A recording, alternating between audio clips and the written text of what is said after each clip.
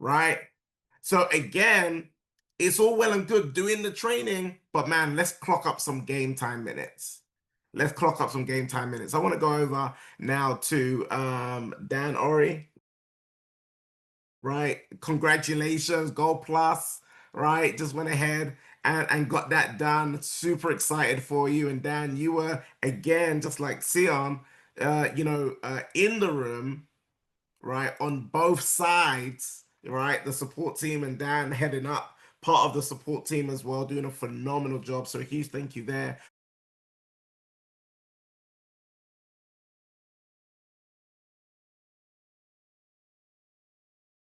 But I know you took some valuable nuggets. I remember coming and tapping you on the shoulder to get some of your team ready, and your pen was on fire, right? Writing notes down towards the end of that training with Mr. Bradley. So, Dan, I want to go ahead and throw it over to you just to share a few of your nuggets that you've taken from the room yesterday.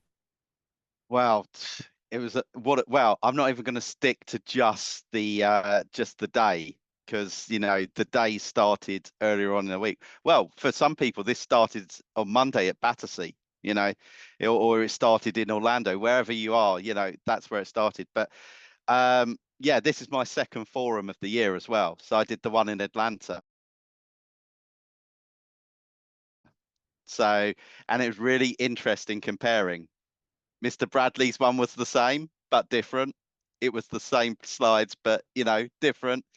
And yeah, it was phenomenal. It was phenomenal. And I just I'm almost hesitant to start speaking here, because Sion has just picked the best point for me out of the whole all of the presentations. Was Lindsay Ganan's what type of network marketer are you? Are you a one, two, three, or four? Are you spare time, part time, full time, all the time? And then, the great comment about training doesn't count. And I think this is the really important thing to build on what you've just said, Director John Dacosta, about how many hours you playing, how much you act, what are the activities. And I was very lucky to be chatting one-on-one with Lindsay Ginan about this at a previous event, because I showed up for the game. It was an opportunity event in Dublin. She was one of the headline speakers, and we were taking the same airport transfer back.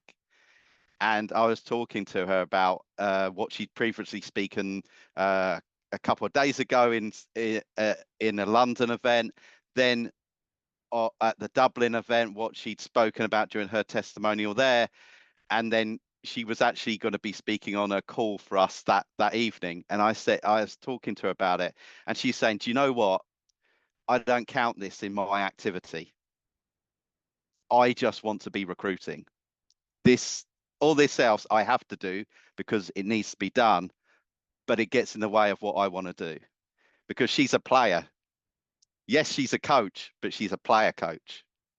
And this, like you quite often get this with some teams, where you'll have a player that's maybe starting to, it's been in the game a while, that they have this ability to coach, but they've still got the athleticism, the legs to be able to be doing the game themselves. So they play themselves. Might not be the whole match. Maybe that pendulum switches, they're playing half a match, something like that. Maybe it's the last 10 minutes, but they're still playing. They're still getting their time in.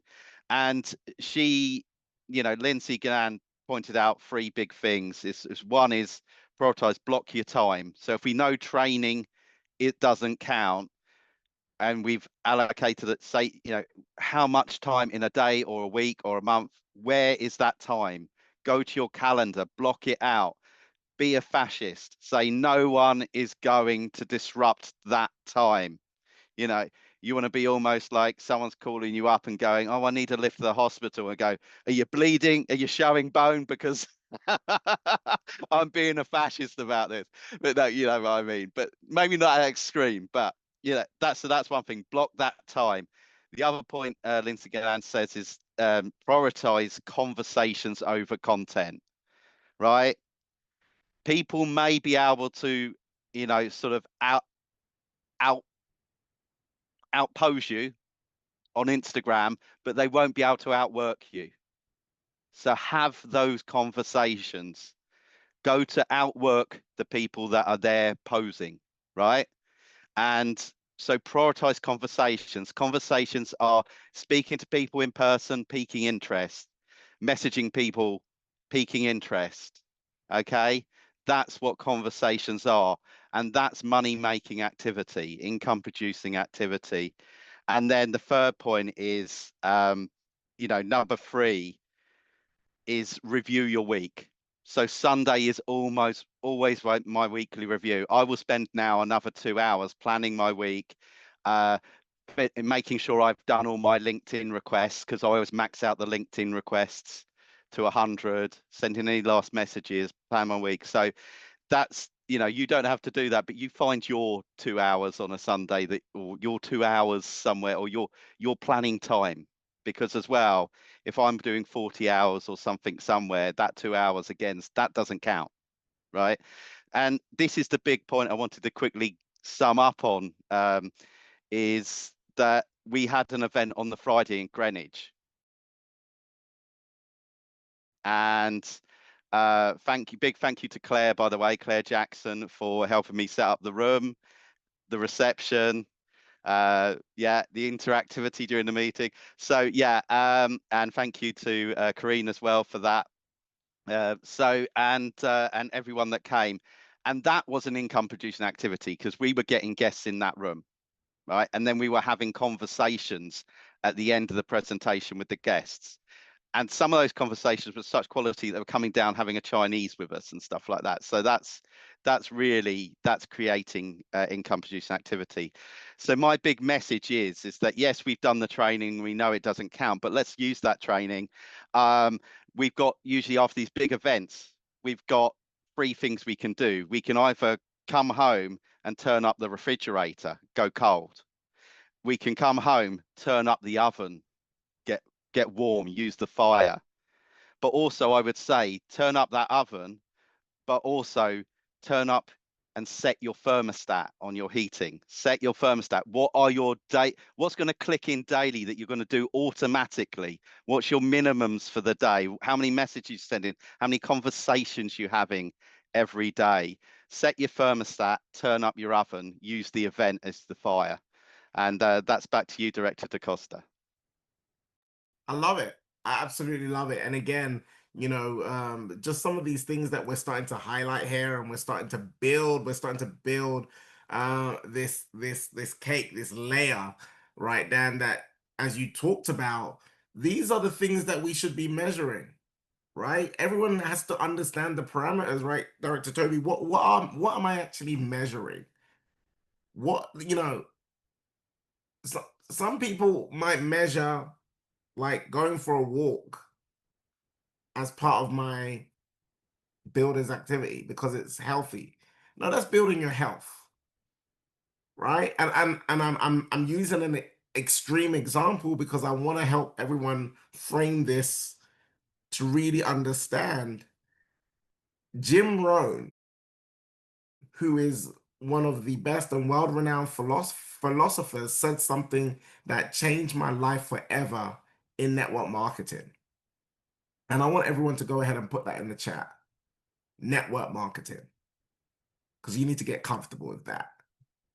You need to get good at that. Those people on the stage, they got comfortable with network marketing.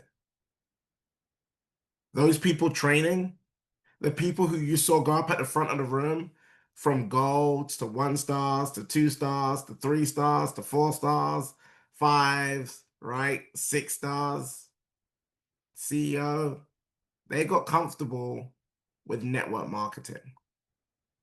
They got comfortable with the fact that it is one of the strongest professions in the world. They got comfortable with the fact that it has made more females, more women, 6 figures than any other industry in the world. And if you don't believe me, look at the pictures from yesterday's event.